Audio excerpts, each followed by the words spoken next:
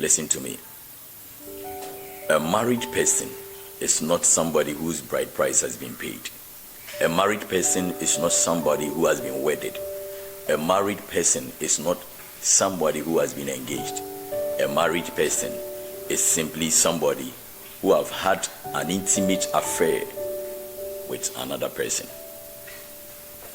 Do you know that the ultimate plan, the basic plan, the only plan of God concerning marriage is that the woman who is entering into the marriage should be a virgin, and the man who is entering into the marriage should be the first person who is breaking the virginity of the woman.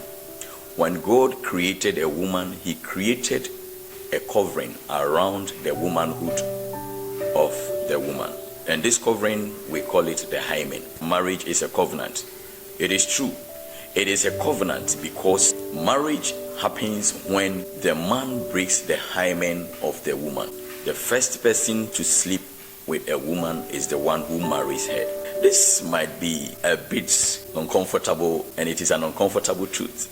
But that is the truth. The truth is that the woman you first slept with, the first virgin you slept with, if you are a virgin, the first man who broke your virginity, the first person, the one who broke your virginity, is the one who married you. Now, anything that happens consequently makes you a whore or a harlot. In the Bible, when we say a harlot or a whore, it is somebody who has had multiple affairs, who has had more than one man sleeping with them. So a whore is not something that we use to describe only a prostitute. No, whoredom or harlot is not something that we use to describe prostitutes. Any woman who has had more than one man in their lifetime can be called harlots. Now, you fall into whoredom if you continue to live as a harlot, if you continue to entertain different men. Now, anytime somebody sleeps with you, the person marries you. Now, the most important thing that we must agree with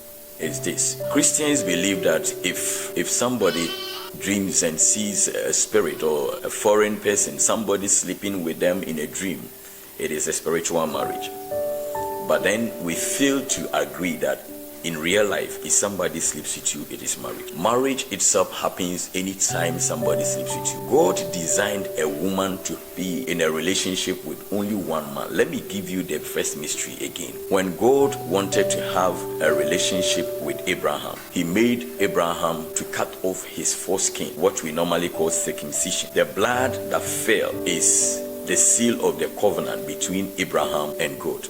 And then God commanded Abraham that all your offsprings, the male among them, should cut the foreskin of their manhood. And the blood that comes out is a covenant between God and the descendants of Abraham. Now, as for the women, God did not allow them, or God did not say they should do anything. But all the women who were being born had hymen covering their womanhood. Now, the men had a covenant, a permanent covenant with God, that they would serve no other God apart from Yahweh. The women were allowed to have covenants with the men. So the woman also who enters into any room with a man and blood comes out, it is a seal of a covenant between the man and the woman. And that covenant is that the woman is not supposed to have any other man apart from that woman, apart from that man.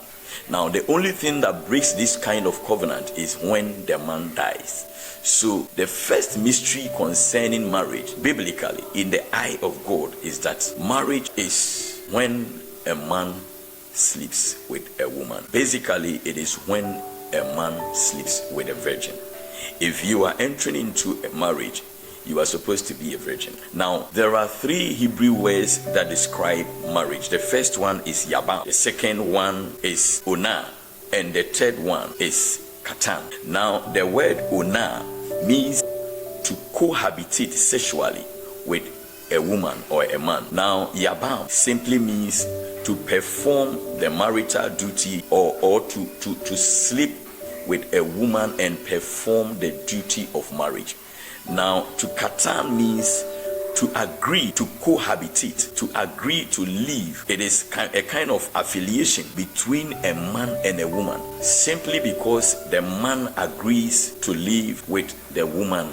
So this is where the Bible says that for this reason a man shall leave his father and mother and shall become one with his wife, and the two shall become one. Now basically the point is, when a man leaves his father and mother and becomes one with his wife, it is katan. When they become one, what they do is yabam. And when they are together, the yabam that they do, the man's duty is to satisfy the woman, and the woman's duty is to satisfy the man, and that is ona. So anytime a man and a woman comes together and performs a marital duty in that they sleep, this is what we call marriage. My name is Pastor Sapon. I am the head pastor of KEC. I would like to invite you to continue studying with me. The next episode of our study, we will dive deep into the Bible, and then we will learn more about this principle or this concept or this subject, marriage, and it shall be a blessing to you. Share this video with somebody, invite somebody to join me on my Facebook page, KSM, Kofi Sapon Ministry, on my YouTube page, Kingdom Exousia Church or Exousia Church TV. And you can also locate us on Instagram and in our Clubhouse page. It is still Kingdom Exousia Church or Exousia Church TV. God bless you. It is wonderful to have you. May you live peacefully and enjoy a good marriage. I will see you once again.